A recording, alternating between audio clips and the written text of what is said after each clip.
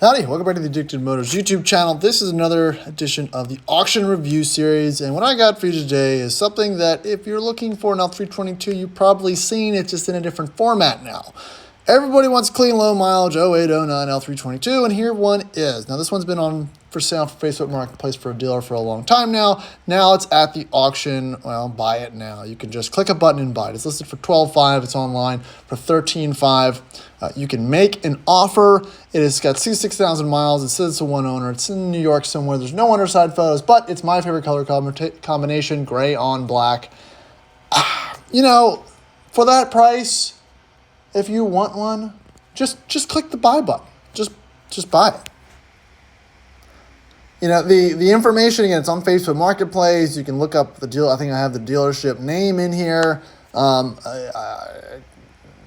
would ask for underbody pics to ensure there's no rust. It shows the New York car. Might not have lived there its whole life. Who knows? But, you know, matching tires, good paint. It's not perfect, but it's pretty for the mileage and everything and the price. What else can you get for $11,000 to $13,000 with the 66,000 miles and a heated steering wheel and heated windshield and 400 horsepower? You know, and that's kind of where I'm at with everything. Everyone's trying to save a couple bucks here or there, getting a deal. There are no deals. I mean, I like to get stuff cheap and then put a bunch of money into it. Reaches a certain price point, which I probably could have bought a nice one for, would still need that amount of work. So, you know, pick your poison, right? It's almost more expensive to kind of get the interior bits and paint and everything done than it is to do the mechanicals if you can do things yourself. But this one seems to be, you know, I wouldn't say sorted, but it's put together. You can't replace low mileage. Low mileage, anything, I've come to the conclusion that it does feel better. There's unmaintained low mileage, which is a completely different story.